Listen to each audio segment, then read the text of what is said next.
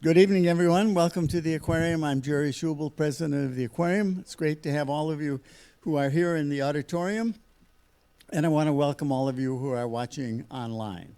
I would like to acknowledge our sponsors that make this series possible, the Gazette newspapers, the Courtyard Marriott downtown, and without them, we wouldn't be able to have this series. So if you would, those of you who are here, if you will either turn your cell phones off or put them on vibrate and refrain from texting or tweeting for the next hour, we would appreciate it. So tonight, it's a real pleasure to welcome Lee McIntyre.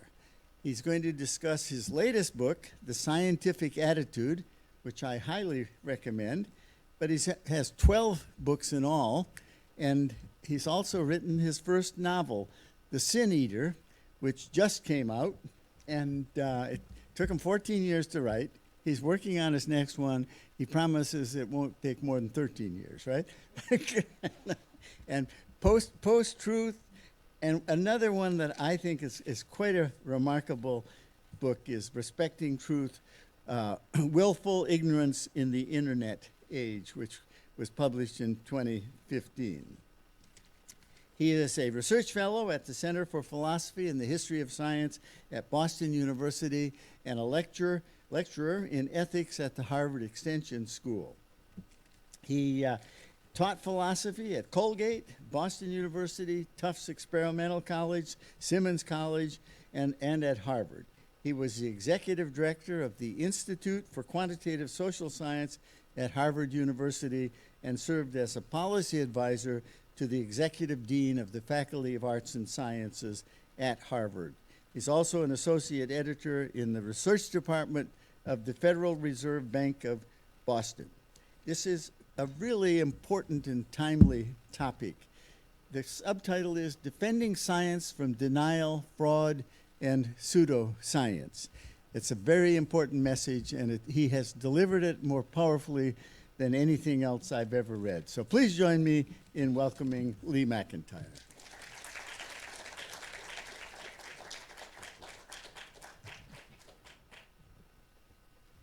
Thank you very much. I appreciate that warm introduction. Thank you, Jerry. Thank you, Linda, and everybody here at the Aquarium of the Pacific for making me feel so welcome.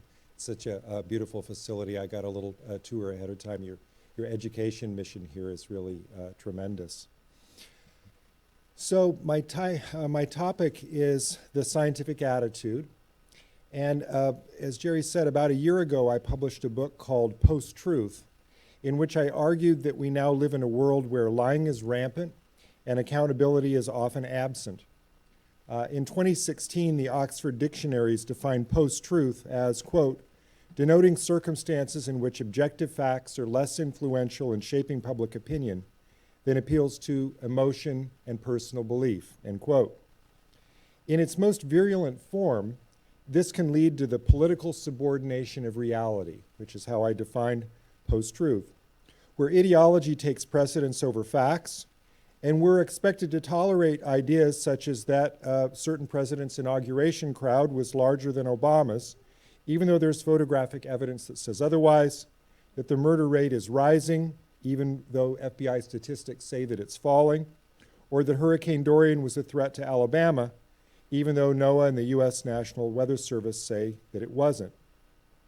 That's the shocking reality of our present political situation, but that didn't come out of nowhere. As I argued in my earlier book, Post-Truth, one of the main roots can be found in 60 years of science denial, from the tobacco industry's 1950s public relations campaign against the link between cigarette smoking and lung cancer, to the intelligent design theorists' attacks on evolution by natural selection, to the current outrage of faux skepticism and misunderstanding that's led to public confusion over truth about climate change. Clearly, we need a better way to fight back, not only against this metastasis of post-truth, but also against the science denial from whence it came. In doing so, I asked the question, should we look to scientists for help? Not necessarily. Now, in saying that, I mean no disrespect, and I know that there are, in fact, even some scientists in the room. As a philosopher of science, I believe that science is wonderful and that scientists as a whole are exemplars of what it means to defend the idea that facts matter in the search for truth. It's just that in graduate school, scientists are taught to become expert researchers, but almost none are trained in effective public communication. Likewise, scientists are rarely trained in the logical or methodological roots of their disciplines and may, in some cases, subscribe to a view that philosophers called naive realism, which holds that science simply discovers the truth. When called on to defend their results, some scientists may therefore be tempted to present their findings as facts and then seem shocked when an audience of doubters don't believe them. But here's the thing. You don't convince someone who doesn't believe in evidence by presenting them with more evidence. You do it, if at all, by helping them to improve their reasoning. Enter the philosophy of science. For the last 100 years, the philosophy of science has been engaged in a furious debate over what's distinctive about science. They spend a lot of time talking about method and trying to come up with some sort of logical criteria by which we can separate science from non-science, to settle once and for all why scientific theories have a special claim to believability, which I think they do. But largely, we've failed. Even on its own terms, most philosophers of science now admit that this demarcation debate probably can't be solved. As a consequence, philosophy really hasn't done much to contribute to the defense of science. And that's led some scientists to come to the conclusion that philosophy isn't really very useful to them at all. You hear disparaging comments about science, about philosophy of science made by Nobel Prize winners often, Sheldon Glashow and Steven Weinberg.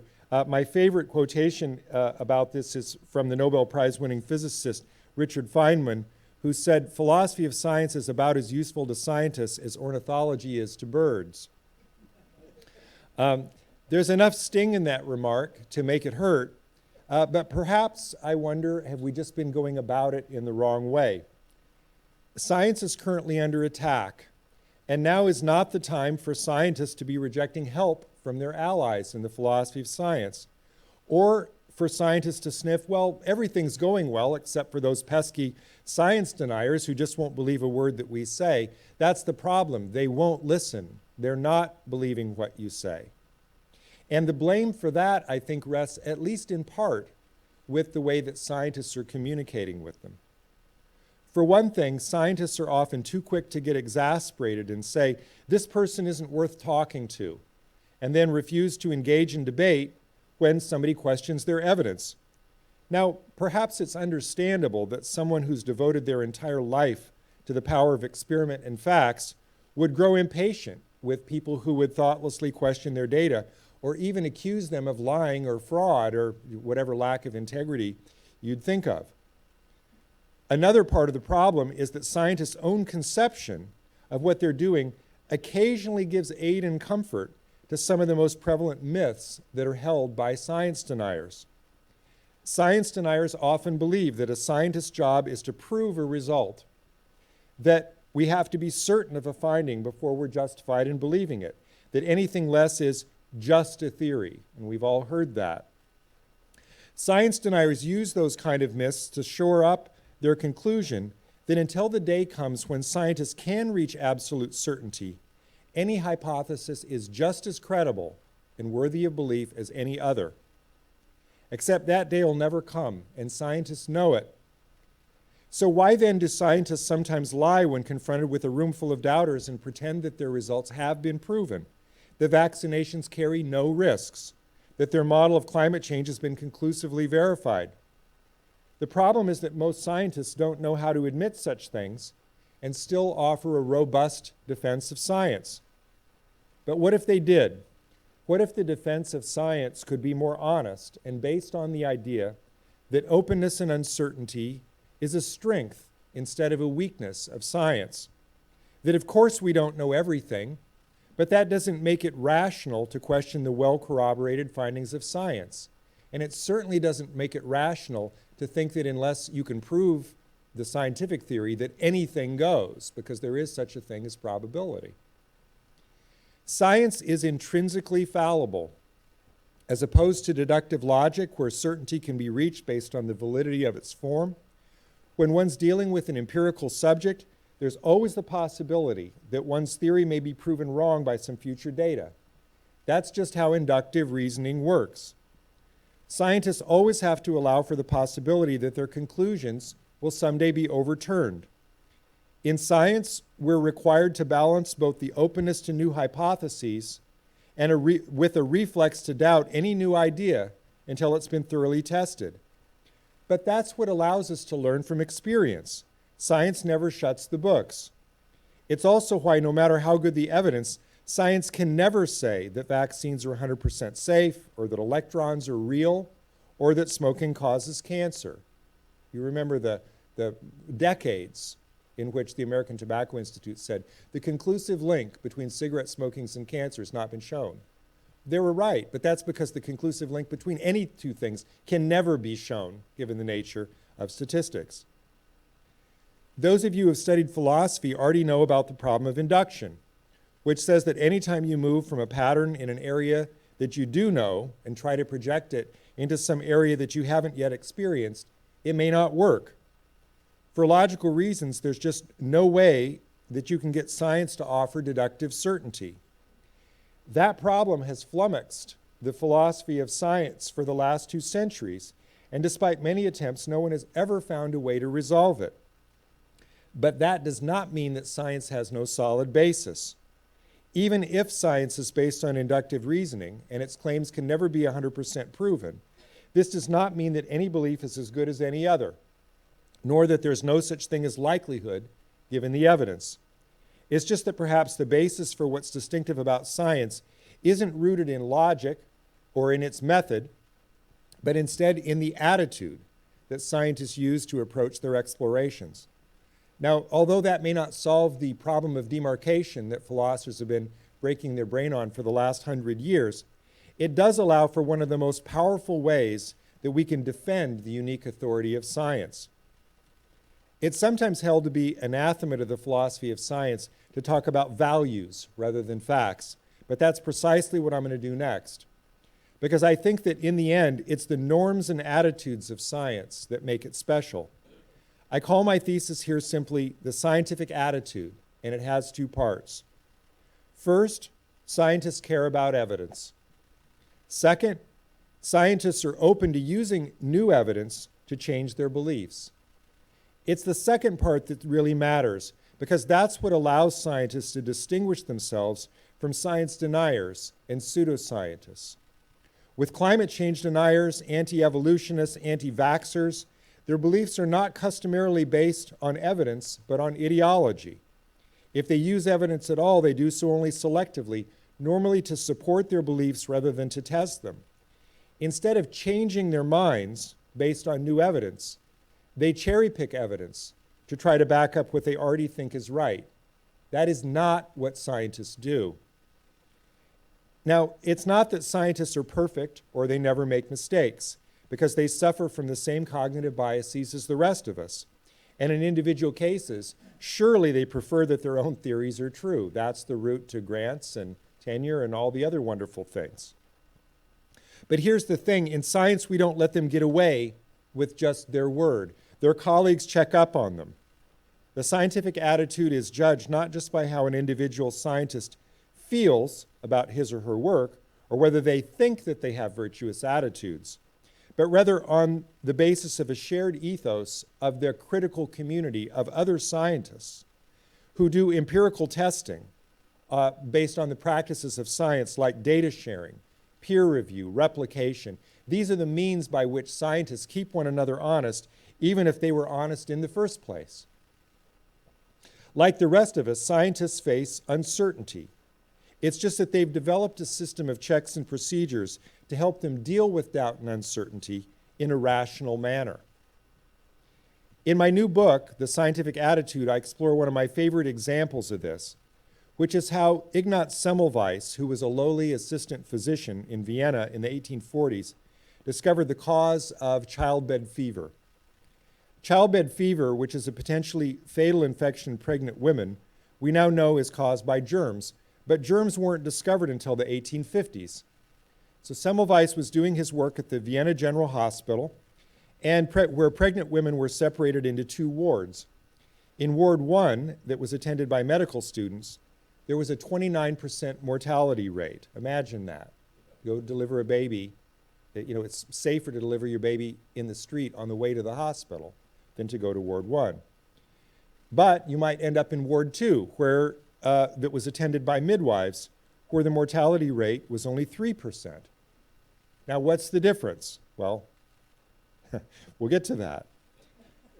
Semmelweis tried various hypotheses. He tried the position of delivery, the physical layout of the ward. He tried, as it turned out, every time a woman died in Ward 1, anytime a woman died in either ward, a priest had to come in and say last rites and rang a little bell on the way. And Semmelweis hypothesized that maybe the bell was scaring people to death. I mean, I'm sure it did, right? But he asked the priest, stop ringing the bell and come in a different way in Ward 1. Of course, the mortality rate didn't change, but he tried it, okay? Finally, he hit on a key difference. The medical students came to Ward 1 directly from performing autopsies. And back in those days, no one washed their hands because they didn't believe in germs. Semmelweis instituted a program of hand washing in chlorinated water, and of course, the mortality rate fell because he hypothesized that childbed fever was due to the presence of putrid matter on the medical students' hands. Duh, of course. And he was largely correct, but nobody really knew why because, as I said, it took another decade to know why. But still, he had found the answer, so you would think, of course, we're going to institute chlorinated hand washing everywhere. That's not what happened. His ideas were resisted. He was fired, committed to an asylum, jailed, and beaten to death by his guards. He was actually beaten to death. He was beaten bloody and died of an blood infection, not unlike childbed fever. Later, of course, he was vindicated, as martyrs tend to be. Like so many other martyrs for science, his legacy lived on as a demonstration of the power of changing one's beliefs based on evidence, which is the very essence of the scientific attitude. I think that Semmelweis is one of the great demonstrators of what it means to have the scientific attitude. Compare this to the strategy embraced by pseudoscientists, who, despite protestations of skepticism, they call themselves skeptics, are often quite gullible and embrace conspiracy theories for which they have no good evidence. Compare it to science deniers, who profess to care about evidence, then cherry-pick only what suits their own preferred ideology. Talk to your favorite vaccine denier, and they'll probably make a claim that there's a governmental cover-up about the dangers of thimerosal, or that a single study, though long ago debunked and proven, in fact, to be fraudulent, shows that vaccines cause autism. That study, by the way, the Wakefield study, was not only found to be sloppy and retracted, and he lost his medical license, it was shown to be fraudulent. He fudged the data. It's not that science deniers have never been exposed to good evidence. It's that they really don't have a good normative context for knowing how to reason on the basis of evidence. And then it occurred to me how to use all of this to fight back against science denial. This is when I got really excited about the scientific attitude, because it didn't just tell you what was distinctive about science. It shows you how to use the scientific attitude to fight back and defend science against science deniers and pseudoscientists. If you look back at history, you realize that most human belief is based not on evidence, but on social identity. Even in the present day, people seem much more prone to change their minds based on interaction with someone they trust rather than data. As we know from the work of Daniel Kahneman and others, there are numerous cognitive biases that have been wired into the human brain for millennia. This makes it all the more remarkable that relatively recently in human history, people like Semmelweis and Galileo came along to champion the idea that evidence matters because it can be used to push us toward the discovery of truths that would be missed by our ideology or our orthodoxy, the things that we already thought we knew. Today, we think of that as wise and obvious, but for most of human history, our beliefs have been based on what others in our community thought, on authority, on our peer group, on what we ourselves wanted to be true. And indeed, for many people, that's still the way it works, which is why it shouldn't be surprising that there are so many science deniers in the world. There's been an enormous erosion of trust in recent years due to the exacerbation of cognitive bias by social media and by political partisanship that's undermined our willingness to believe in experts. Nonetheless, these days people seem flummoxed in this, what I think of as this post-truth era, by a very simple question. Why aren't people convinced by facts that are right in front of their face? There were headlines in The Atlantic and the New Yorker about this not that long ago. And I think the answer is not merely that people are irrational, though they may well be. It's that most people's beliefs aren't revisable by evidence because they weren't based on evidence in the first place. For many people, belief isn't about evidence, but the extent to which a belief fits in with something that they already care about. So ideology comes first and reality comes second. Some scientific beliefs threaten a person's identity and some don't. This is why people pick and choose. I call them cafeteria skeptics. They believe in chemotherapy, but they don't believe in vaccines. They'll drink pasteurized milk, but they won't touch GMOs. But that's a bastardization not only of the findings of science, but of the process by which justified beliefs are formed in the first place. Looked at in this way, you can more readily appreciate the enormity of our task because it means that there really are no magic words that you can say to a science denier to convince them. There is no definitive experiment.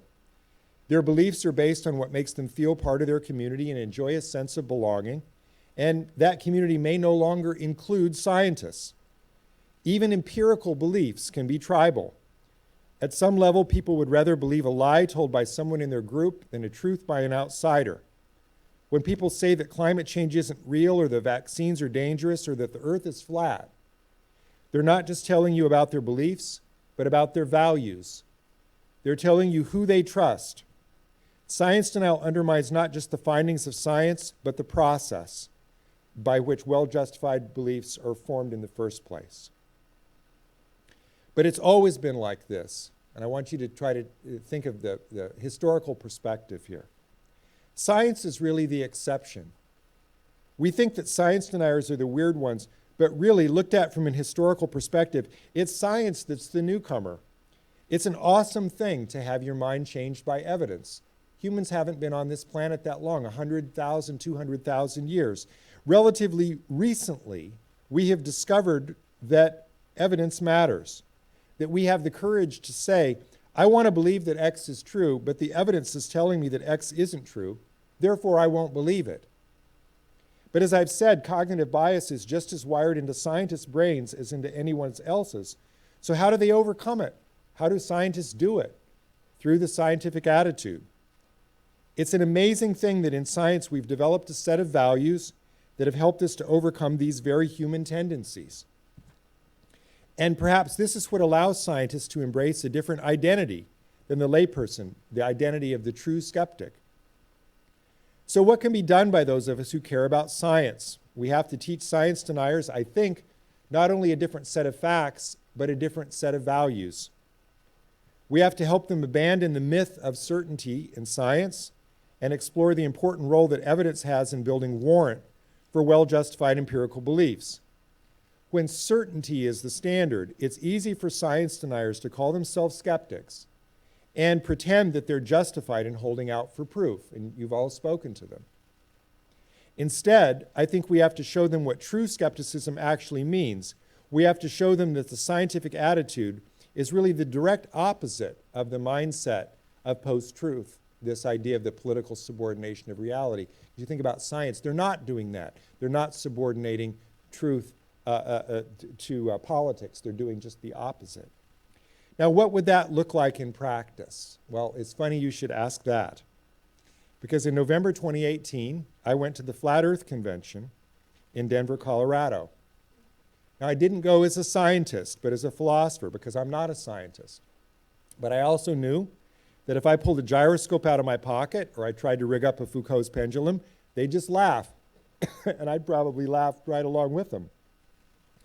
I also knew that if the flat earthers hadn't been convinced by evidence that had been around for the last 2,300 years since Aristarchus, they probably weren't going to believe me either. So what I sought to do was to talk to them about their reasoning strategy. The flat earthers that I met professed that their beliefs were based on evidence. A number of them were fundamentalist Christians, but their beliefs were not faith-based. Their beliefs, they said, were evidence-based, and I think that that's what they believed. They talked constantly of doing their own experiments, yet virtually all of them were conspiracy theorists who believed that NASA had faked the moon landing, that Antarctica wasn't a continent, but instead was spread out as a mountain range around the circumference of the Earth, that all government leaders were in on the attempt to cover up the truth of flat Earth, that there was a dome over the top which prevents rocket travel to the moon, and that the rest of us had all been brainwashed into being globalists in school. Most of them believed in a host of other conspiracy theories too. Now, I engaged them in a calm and respectful manner. The whole first day of the conference, I just kept my mouth shut and listened. But I remained adamant in my contention that their beliefs were not only wrong, but irrationally conceived.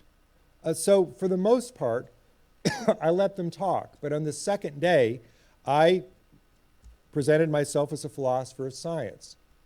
And I started to ask them some questions from the philosophy of science, the best of which was this, and this is not my question, this is due to a philosopher of science named Karl Popper. You know the show Columbo, right, way back. I just have one question. Here was the question. What evidence, I didn't ask them, what evidence do you have that your beliefs are true? I asked them, what evidence would it take to convince you that you were wrong? Because if you think about it, if they can't answer that, their beliefs are not based on evidence. So they were only too happy to show me their evidence or to question my evidence. But when I asked them, what is the thing in the world that if I could show it to you would change your mind, they couldn't answer it. A lot of flat earthers were uncomfortable with that question. It seemed like one they'd never heard before. At the end of one of the main scientific talks, I approached the speaker just as he was getting off stage. And he'd made a big deal of the fact that although he had no university credentials, he was wearing a white lab coat. So fair game, I wanted to ask him a few questions. During his talk, he'd presented a photograph of the skyline of the city of Chicago from 60 miles out in Lake Michigan. The trouble was, at that distance, the curvature of the Earth should have made the top of the Sears Tower disappear, but there it was on the photograph that he had displayed, so he thought he had his proof. Now, I pushed him on this. How do you know that photo isn't fake? And he said, I know the guy who took it. And I went out on Lake Michigan myself about a year later, and I saw the same thing, and I took a picture of it too. This is real. And by the way, he's right. It is real. There is a picture of this, and it's not a faked picture. But there's an explanation. During his presentation, this scientist had suggested all sorts of conspiracy theories about how virtually all of the NASA space photos were fake, that none could be trusted. But he trusted this photo because he trusted the man who had taken it. I shared with him a quick calculation I'd done during his talk based on numbers that he'd provided, showing that you really only had to go out 45 miles for the top of the Chicago skyline to disappear. And he said that was right, but he'd gone out 46 miles. And the picture was from 60, so case closed. And he scoffed at my idea that the whole thing could be explained by something called the superior mirage effect. Superior mirage effect is this phenomena by which light doesn't always travel in straight lines. If you're looking at the horizon and you've got a cold surface of water and the air is warmer, you'll see an illusion, for instance, in this case of the city of Chicago, hovering above it. So what he had the picture of was not actually the Chicago skyline, but the superposition of the Chicago skyline up above the horizon, which is a real thing. And if you have never seen that, you've seen the inferior mirage effect, which is when you're driving on hot pavement, much hotter than the air, and it looks like there's water on the pavement. That's an illusion. The water's not really there, but it's the same inferior, superior. So I brought this up. And he laughed and he said, I dealt that with that in my talk. It's made up. And I said, you didn't deal with it. You just said you didn't believe it. And he said, well, I don't. At that point, he started to get antsy because he had other fans that he wanted to greet. But I moved in for one last question. Why didn't you go out 100 miles? What? 100 miles, I said. If you'd gone out that far, not only the city of Chicago would have disappeared, but also the Mirage. It takes 46 miles to get rid of the skyline. You go out 100, you get rid of the mirage of the skyline. He shook his head. We couldn't get the captain of the boat to go out that far. But now it was my turn to scoff. You devoted your entire life to this work, and you didn't go out an extra 50 some odd miles. You had the definitive experiment within your reach, and you didn't do it. And he turned his head away, and he began to talk to someone else.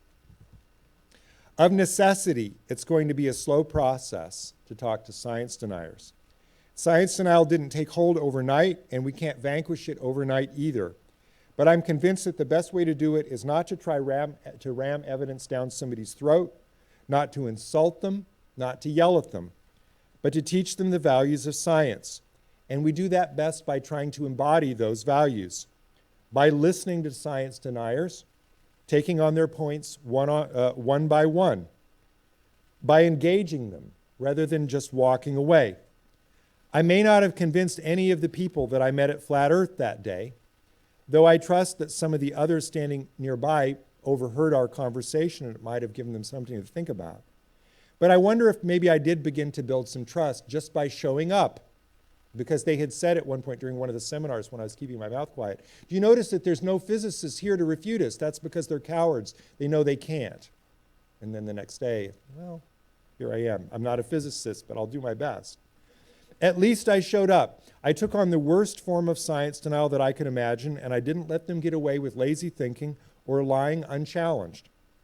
I went to Now, why did I do this? Why did I take it seriously rather than going to a climate change convention or anti-vax? I went to the Flat Earth Convention because I wanted to face science denial in its most elemental form. My working hypothesis was that all science deniers use basically the same reasoning strategy. Start with an ideology that you're committed to no matter what.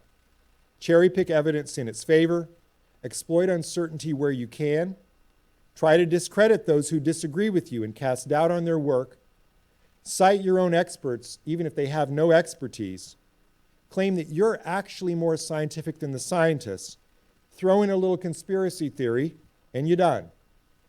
Climate change, anti-vax, anti-evolution, flat earth, they all follow that exact same pattern, which means that if you can figure out how to talk to one science denier, you can talk to any of them. And you don't have to be an expert in the science that you're talking about to present the evidence. You can talk to them about their reasoning strategy. That's what I'm working on next. This fall and spring, I'm taking a series of road trips to talk to science deniers face to face. My most recent trip was up to coal country in rural Pennsylvania. I went to Washington County, right over next to the West Virginia border, to talk to coal miners about climate change. And that's all in preparation for my next book called How to Talk to a Science Denier, which I'm working on now. That's it.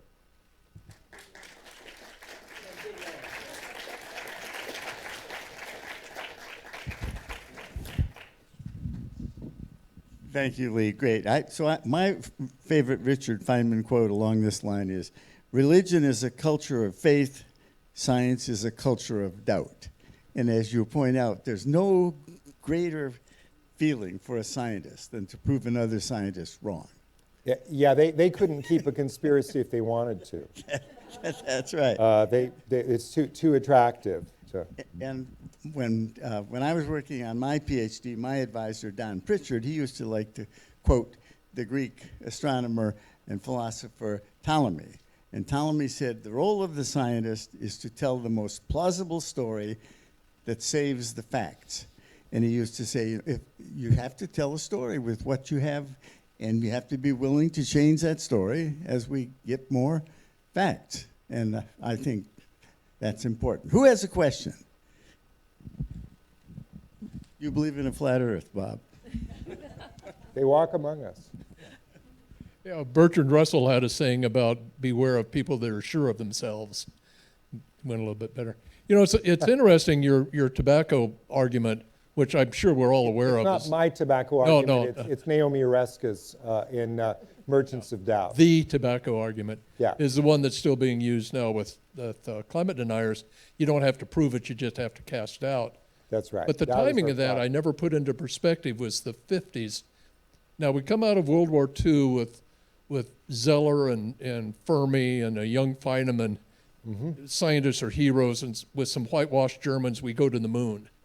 And meanwhile, this argument about smoking, and everybody that smoked knew it was bad for them. My folks knew it was bad for them. But it hadn't been proven. Yeah. Yeah. But it was the same argument that's going on now, but yet we haven't had the scientific high-profile projects to counter that. There's a lot of science going on. Yeah. There's Pulitzer, or there's Nobel Prize-winning science, but it's not done in the public purview. And so the argument goes on. We haven't been to the moon lately, or something like that. And so we're kind of losing that energy that needs to be rebuilt. And one of Jerry's thrusts here at the aquarium is not just the scientific thing, but the education of the Yes. scientific thing. And that's why people like you are so important. Oh, thank you. Thank you. I think that one thing that happens, this mic is now on, right? Yeah. I think that one thing that happens is that if you look back at the 1950s, it's not that people understood science any better than they do now. It's just that they trusted it. It was heroic. And you look at the moon landing, and you look at the atomic bomb, and it looked like scientists could do things. And it's a question why that trust has eroded to the point where it has. Tom Nichols has a wonderful book called The Death of Expertise. And I think that just people have stopped trusting authority in many different ways, and science has gotten wrapped up in that. But one thing that's also happened is that scientists have not fought back. Or they fought back with facts, but as I said, if people don't believe in evidence, you're not going to convince them with evidence. And if you just write and stay home and you don't engage, then there's trouble. I wrote a piece this summer in the American Journal of Physics titled "Calling All Physicists," to try to get physicists to come to the Flat Earth Convention and actually talk about this. And Flat Earth, I mean, I went, it was interesting, but my real concern is climate change, because I wanted to figure out a strategy where maybe the Flat Earthers aren't hurting anybody, but I could sort of practice up the strategy. But the climate change deniers are hurting people, and they have the representatives in Congress, and I want to figure out what strategy to use there. So that's really the high stakes part of it. That's the next piece of it. It's coming up. Thanks, Lee. I wanted to ask you a couple of questions that are kind of interlinked about the social sciences. Okay. Because I know social scientists who really do have the scientific attitude, who are aggressive about putting an idea out and then modifying their position based on new evidence that comes in. That's not, there are, I think as we said earlier, there are some scientists who have the scientific attitude and some scientists who don't. That's right. And in the same, what I'm positing is there are social scientists who do have the scientific attitude, but others who don't. Yeah. So will you comment on that? Yeah, so remember, I used to work at a place called the Institute for Quantitative Social Science. And so I know. I started out, my dissertation was on topics in philosophy of social science. So I'm very interested in the idea of a science of human behavior, how to make the social sciences actual sciences. And so that is, that's a topic that's near and dear to me. But I do recognize that not all social scientists have the scientific attitude. So the extent to which ideology infects the social sciences is bad. And I made an argument in an earlier book called Dark Ages that the political ideology was today doing to social science what religious ideology had done to natural science during Galileo's time. So there are some topics in the social sciences that you cannot actually do good work on anymore because it's too politically charged. Either the money isn't there or you can't get the studies peer reviewed. It won't go forward. And the real scandal is that so much of the social science work comes out of ideological think tanks, where you imagine that why can I name you 5 different studies which show that immigration is a net plus for the American economy and 5 which show that it's a net drag? You wouldn't tolerate that in physics, but that does happen in the social sciences, and it's because it's not to say that they're fudging the data. It's to say that if you start out with what you want to show, you can find data to back it up. So debates about guns, about immigration, about just almost any politically charged thing that you can think of, you can find a social scientist to say what you want to say. And by the way, I think that that's why Congress, it doesn't ever seem to have this burning desire to see what the social scientists say before they pass a piece of legislation. Look at the death penalty. There have been great studies on the death penalty. Politicians don't really pay attention to them because the reputation is, well, you can get studies to say whatever you want them to say. So I'm critical of the social sciences often, but I love the social sciences. I wish that the social sciences had a better reputation, and I think that they can get them through the scientific attitude. And in fact, one of my ideas for the book, the reason I came to write this book, is that for years I'd thought that what was wrong with the social sciences is that they didn't have the right methodology. And I now no longer think that. I think they don't have the right attitude. And I say they, I don't mean all, because there is some excellent work being done in the social sciences. And I talk about some of it in my book. I talk about Sheena Iyengar's wonderful work on the paradox of choice. She did experimental work where economists had thought you couldn't do experiments, but she did. There's wonderful work being done in the social sciences, but just not enough of it. What about Steven Pinker and his latest writings about the need for facts and evidence? Which book? I've forgotten the name of it. It just came out. Enlightenment Now, you mean? No, it was after that. I haven't read it, so I dare not comment. Okay. All right, we have one in the back, and then we're back. I wanted to thank you for the presentation that you brought today. It's very enlightening and quite challenging. I was thinking about the aquarium, and when I've been here and you see the children, how open-minded they are, and now with the Pacific Vision, because by seeing things, I think it opens the door not to be so biased. Mm-hmm. And my background is pediatric nursing. I feel the hope that we have in having improvement in scientific attitude is going to be the children. Mm-hmm. So I want to know whether or not you've looked into, explored, and looked at, because the young lady from Sweden that's 11 that brought forth the whole thing now to open people's minds about climate change, I feel that the young people are the people we need to reach from as young as possible to try to turn this whole thing around so they can see what the truth is. So have you looked into yourself exploring this or getting other people? Because I think that this is something that will kind of change this around, because when people have their minds set, it's really hard to unset the mind unless they become open-minded. Thank you. Yeah, kids, it's a great question because kids tend to be the more open-minded. I mean, they can't have a belief that they've held for 30 years and they can't give it up. The interesting thing about kids is that I've read some anecdotal accounts of the kids being the ones that convert their parents and others to the correct views on climate change. I mean, they, for instance, have more at stake, but will often go to school or come to the aquarium and they'll learn about it and then help the adults learn more. The thing that I wish were more prevalent for kids, the thing that I think would actually accelerate the trend that you're talking about for kids, is that if our science education for kids involved more thinking about how scientists think and not just present the results of science. The way I learned science, the way most adults learn science, they remember, is that we were presented with all the wonderful discoveries and made to feel, aren't we lucky that we were born into the era in which all truth had been discovered? but every era feels that way, right?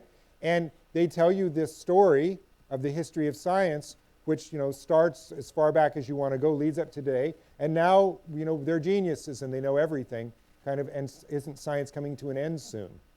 And I wish what they would do more of is teach kids about scientific failure and all the wrong turns they took, and how wonderful they were to study things like Semmelweis and what happened and why would people resist that. Because it's easy to look at that and think, well, they were just fools. Were they fools, the people who resisted him? Because without the microscope, without being understand what the germs were, without being able to see them, there were quotation people at the time said, well, show them to me and then I'll believe in them. So being able to put yourself in that sort of a mindset to think about how scientists actually think and the rigor with which they have to go through and the uncertainty and the failure and the work by which they come up with their findings, I think that would really help kids to not only appreciate science, but to grow up to be scientists. It seems like Edison is a good example of that, trying to make the light bulb Yeah, out of this 100 ways that he failed, right? zillion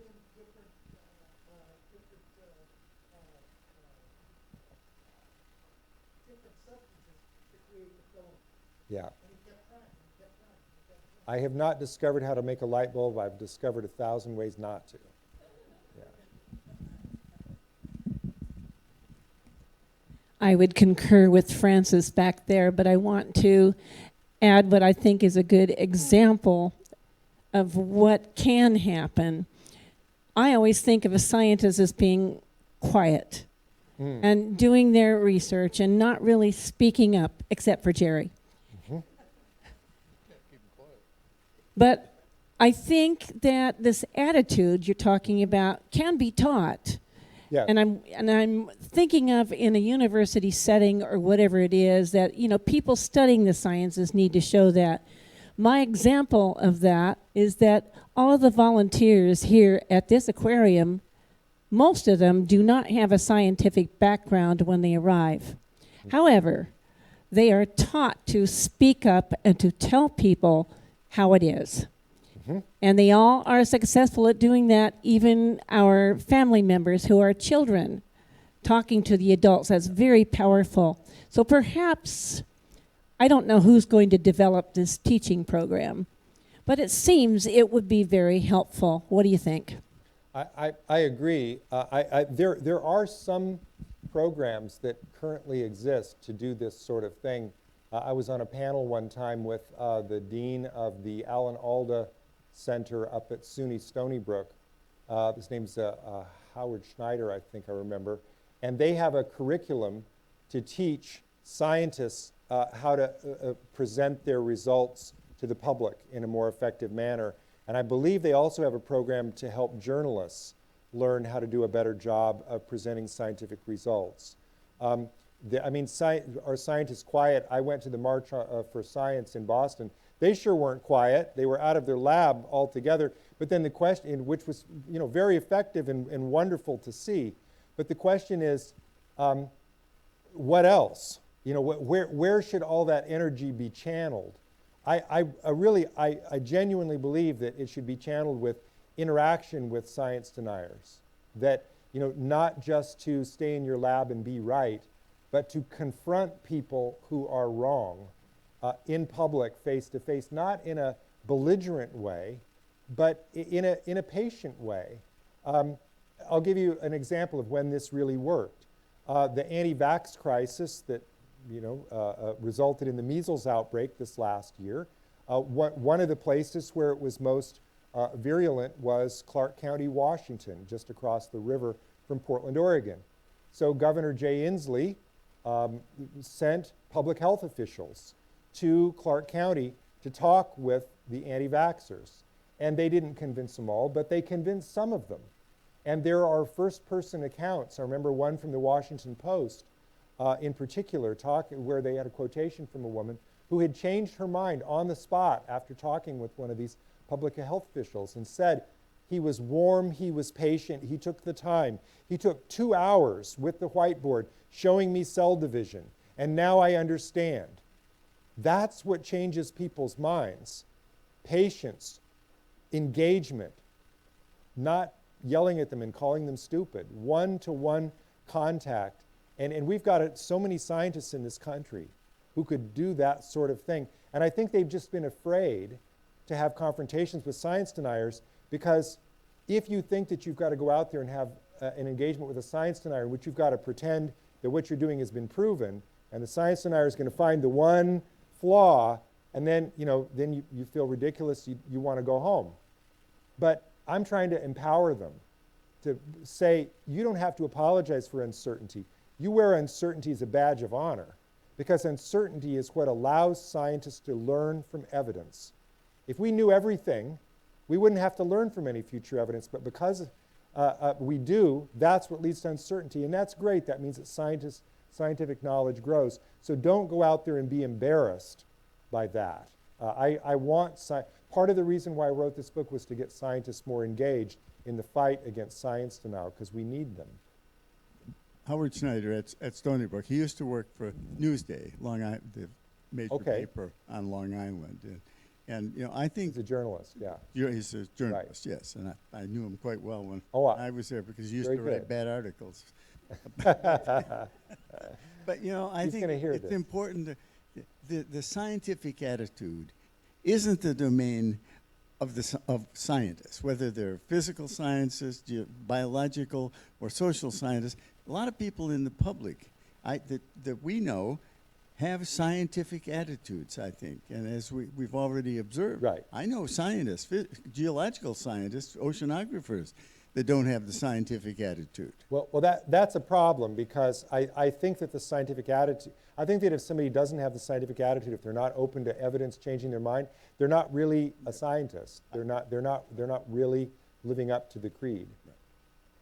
Let's see, we got Jerry, we have one here. Jerry? One here, and then Dave. You got one there? Okay, go ahead. Speaking of your book, is it in the gift shop now? Yes. Thank you. Wow. Yes, you can buy it after the lecture. And he will be happy to sign a copy for you. Okay. We- That's nice one surprise. right here, and then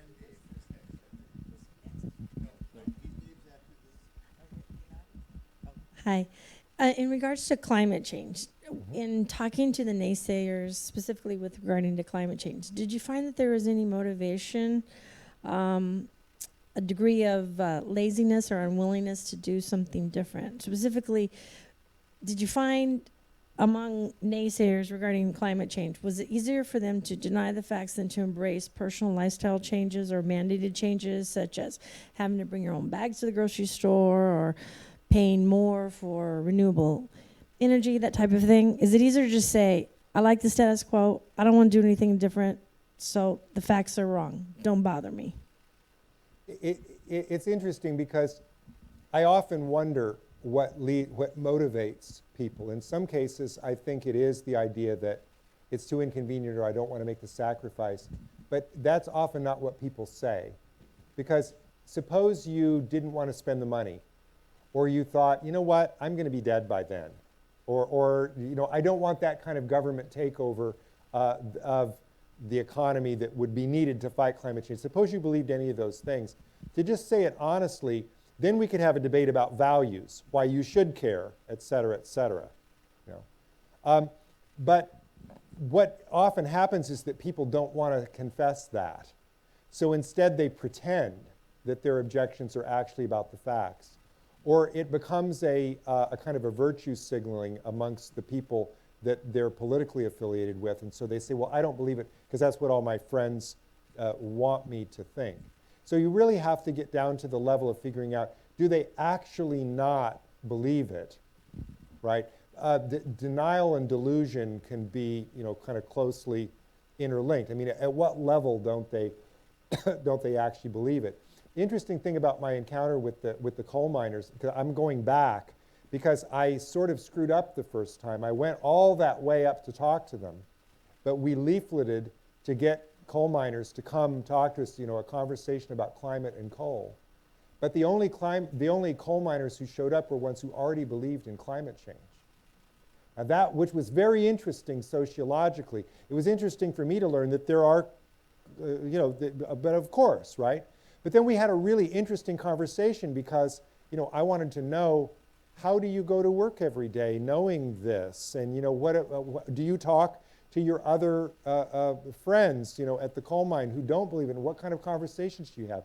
But I'm going to go back and we're going to figure out a way to have a conversation with a larger group with more diversity of opinion. So I'm in the middle of that research right now, and I can't really give you a report from the field other than what I've done so far.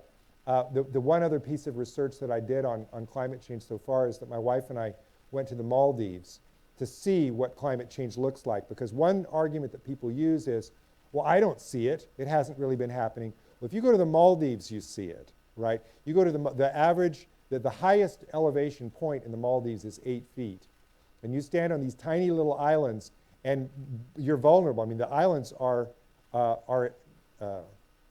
inhabited and tiny, and a good wave would roll right over the top of them. And within 20 or 30 years, they'll be gone. The Maldivians right now are building a bug-out island right next to their capital so that when their main island gets overwashed, they can move to the next one. I mean, how sad is that? They're building another island. They're also taxing their visitors gather money through their sovereign wealth fund so that they can purchase a new homeland somewhere else in the world. They're going to have enough money to do this. I mean, that's sad as well. You go there, I mean, that was work. I worked with a marine biologist while I was there to snorkel and see coral death and talk about the overwash and the threat to the fresh water supply. Before the island is even gone, it's uninhabitable because the overwash contaminates the fresh water. But it was also cultural. I met the Maldivians and spoke to them. And one very poignant conversation I had with a fellow who was a crew member on the ship that the boat that we went out snorkeling in. It was a moment when I asked him, are you taught about climate change in school? And he said, sir, every Maldivian knows about climate change, but the world doesn't care about us. And that was really hard to hear him say. But I wanted to go there. I wanted to see it, not just to see the effects, but also the effects on the people and be able to report back. Because sometimes in science denial debates, they want to know, well, have you seen this personally? Yeah, I did. By the way, while I was there, I've now been to the other side of the world. And it's not flat. I didn't go, one of the nice ways to try to refute flat Earth is go below the equator and you see different stars. And the Maldives are right above the equator. And if I'd never been below the equator before, I probably would have paid and had the ship go the extra miles below the equator to see. But I'd been below the equator once before and noticed that there were different constellations. So I actually have had that first-person experience before. So in our expansion, we deal with climate change, GMOs, nuclear energy, and aquaculture. And a very small percentage of the visitors challenge us on these. I think your question, what evidence would it take for you to change your mind, might be a good way for open those conversations. And our Director of Education is in the back. I think, Dave, I think we ought to, and I wish Bob were here tonight, because I think that is a good... You could have a little paper in a little box. What evidence would it take to convince you, and have them put it in, and then answer, go through, does that evidence exist? That might work. Other questions or comments? So I'm struggling to form a question, so I'm hoping you can provide a response based on that statement. But I feel like there is more of a sort of what has been presented as there's an us versus them, a scientific attitude versus a not. Yep. And I feel like it is more of a continuum. Okay. And that ideologies and subjectivity are inevitable in everything that we pursue as human beings, right? It's part of our social makeup, right? And so what we choose to study, even if we choose to study it objectively, that choice was subjective. And so that's where I'm struggling to form the question in that the scientific attitude, and we've discussed in this that certain scientists don't have the scientific attitude or Yeah. hold on to ideological viewpoints. But I have a sense that we all hold on to ideological viewpoints until we're confronted with where our ideologies don't match with Yeah. the evidence presented to us if we're not. It's actually, you said you haven't formulated the question, but it's actually a great question, because I think I see what you're after here, which is this idea that it's not all or nothing. Scientists can have we could have the scientific attitude about some area of inquiry, but not another. And also just recognizing the fact that scientists can be sometimes a little blind about things that they really care about if they want to turn out a certain way. But remember that the scientific attitude is not defined just by the attitude of the individual scientist to judge him or herself. It's judged on the basis of their practices as judged by the whole community. So everybody wants to feel like they have the scientific attitude, but the measure is not whether you say that you do. The measure is whether you express that in your work, which is judged by your colleagues. And I spend an awful lot of time in the book talking about fraud, talking about things that are just short of fraud, talking about all of the problems in science. So if you think that this is a book that's just always complimentary about science, it's not. I talk about the replication crisis. I talk about cold fusion. I talk about p-hacking. I talk about all of the sorts of ways that scientists sort of fudge things, or come right up to the line of fudging things, and what that reflects about the scientific attitude and how it's judged. And my short answer that I'll give you here, though the longer answer's in the book, is that the thing that I really respect about science is that even when there's a problem, like say with the replication crisis, they try to deal with it in a rational way. Okay? What did they do with the replication crisis? And you remember the study that came out of the Center of Open Science about this that showed that just a shocking number of studies in psychology were not replicable. Well, what they did is some social scientists that I used to work with at Harvard went and studied that study and found that it was unreplicable. Now that is a scientific response, right? But so you might say, well, so who's right? The point is, if you've got the scientific attitude, you don't run away from a problem. You don't sweep that problem under the rug because it doesn't fit with your ideology. You say, you know what? Scientists are not sharing data, or there's a replication crisis, or scientists always have that statistical significance just a smidge above the 5% line because that's where they need it for, to get the study published. But there's a scientific response to this. There's a way, as I said, that we keep one another honest, even if they're honest in the first place. That's what I enjoy. But I think you're onto something when you say that it's not all or nothing, because it's not. Because it's not us or them, it's us, right? There are moments when all of us don't have the scientific attitude and need to. And this book has made me much more aware of times when I myself might have not been embracing this. I think perhaps the idea is to set the scientific attitude as being aspirational. Yes. As in That's right. The scientific process right. is always about asking additional questions right. based on what we learn, right? That's so right. that search for truth is never going to be achieved, right? We just get closer and closer to it. That's right. It's an ethos. Right. It's a creed. It's But an aspirational ideal that you put into practice through the way that science works. And I think right. that critique is equally applied to both those engaged in the sciences and those who are not engaged in the scientists or in the anti-scientists, is that we all need to achieve or strive to achieve the thing we know is not achievable, Sure. and get closer and closer to it. I think that's right. Yeah, and to come back, I would agree with you that that if a study comes out of a particular think tank, you know where it's going to be. That's right. But I've found when national advisory committees were very reluctant if they were dealing with the physical sciences. The NOAA Science Advisory Board is one that I was on for many years, to have a social scientist. We then finally got a couple. They changed the dynamic. They added different questions that expanded the scope of the study. In a good way. We're looking at it, so it had a very good effect.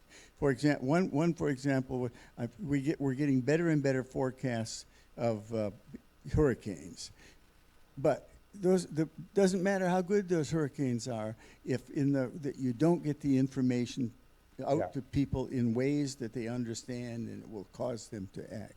So I think we can't get along without you two. Well, maybe not you two, but So social science has a lot to contribute. I agree. Jerry has a rule: if you ask 2 questions, you have to buy 2 books. Oh boy. Sure. I think, from a layman's point of view, from a layman's point of view, people are scared of when you say science, and yet we use a scientific attitude every day. Buying a car, we go out and we check, and now there are people that say we're Ford families. We've always had Fords. We're always going to buy Fords. Those are the ideologues. That's right. You're not going to break that mentality. But most of us use a scientific attitude every day, and yet we don't think of it as an attitude. We have this fear of science. Yeah. Science is physicists. It's brainiacs. It's Einsteins. Well, But that's why I wanted to laymen use it every identify day. They just don't realize it. That's why I wanted to identify it as an attitude, because often, if you hear, not that many years ago, scientists would talk about the fact-values distinction and say, well, we've built the bomb. We're not responsible for how politicians use it. That's a normative question, and there's a fact-value distinction. That values, and then some people use that to then, in social studies of science and philosophy of science, to criticize the scientists, to say, well, you're not objective. You do have values. Of course they do. Of course they do that, but that doesn't mean that science isn't special. It means that they need the right values. And one of the values that they need is caring about evidence and being open to changing their mind based on new evidence. So you're right, we do use that. I had a test question one time for my students in philosophy of science, because all the examples were from Darwin and Copernicus and Galileo, et cetera. And I wanted to know if they knew how to use it. And so I gave them a problem that I brought from home about putting a tape in my VCR and it wouldn't work. And it could be an electrical problem, and it could have been the TV set, and it could have been the VCR, and it could have been this, and it could have been that. And I asked them to diagnose by step how they would test to see which one it was. And I had some students say, I hated that question. I had others say, I love that question. And this was 20 years ago, and as I look back, what I was really testing was whether or not they had the scientific attitude. I thought at the time I was testing some sort of methodology, but it wasn't, because there were so many different right answers, right? There were so many different ways to do it, which is why it was such a hard question to grade. Because what I really had to understand was, were they thinking like a scientist about it? And there's no science of, TVology, but they were doing science in a way by trying to diagnose what the problem was. Yeah. I told you it was 20 years ago. Yeah. We had talked earlier about piling on more evidence isn't the answer, but That's right. It's evidence. It depends on how it is constructed and incorporated into a story, because people do respond to stories. Just more facts don't do it. It is, and there are there's a big argument in philosophy over the correct statistical method by which you evaluate evidence as well, over something called Bayes' theorem. But this is an internal problem in mathematics and statistics and philosophy of statistics. Also, it's not just narratives, but even at the quantitative level, there are still disputes. Yeah. All right, we have one more in the back, and I think that'll be the last one. And Francis, remember the rule: you ask 2 questions, you have to buy a book. You I don't have to, but I've got my I pen was ready. wondering about the scientific attitude, and does it vary depending on the type of science? Because I was thinking about science in regards to finding cures for cancer or medications. So I was wondering, Yeah. have you found in what you're working on that the attitude may vary depending on whatever the matter's about? It can, and I'm so glad you asked that question, because one thing that I wanted to do in the book to kind of sell the idea that the scientific attitude is important and so revolutionary is to talk about a topic that underwent a revolution based on the scientific attitude, and I think it's medicine. Because if you look back not that many years ago, you look at Semmelweis, 1850s, medicine was not very scientific. A lot of it was based on folk wisdom or just trial and error. There was not a scientific basis for medical practice. And then even when there started to be in Paris and other places, that didn't filter out to the practitioners through, they didn't even have medical societies. They didn't have a way of reprimanding poor physician practices for quite some time. And then the whole scandal with the medical schools that came later through the Flexner Report. I mean, medicine was in bad shape for a long, long, long time. And people, I remember one of the funny things that I read in doing research for the book is that the assassin who shot President Garfield, his defense at trial was that because Garfield died something like 3 weeks after he'd been shot, was that Garfield didn't die because he was shot, he died from malpractice because the doctors kept probing the wound with their dirty little fingers, right? So I use medicine. I've got a whole chapter on medicine in the book to make the argument that medicine was not a science, and then it became a science based on the scientific attitude. And my argument later in the book is that the social sciences can do the exact same thing. And the reason is this, that one of the arguments against there being a science of human behavior is that you can't do it because we're the subject of study, or that it's a subjective area, or that it's normative. We care too much, How can you study something where we have a vested interest in the outcome? Well, ask that to a physician. Health is better than sickness, and life is better than death, but they somehow manage to have double-blind controlled experiments to figure out what works and what doesn't. I mean, the placebo effect is real. You don't want to pretend that the medicine cures cancer if it doesn't, right? And so physicians care a great deal about their subject, but they also understand now that it has to be a science. They have to use a scientific attitude. Otherwise, they're not actually helping their patients at all. That attitude could save the social sciences.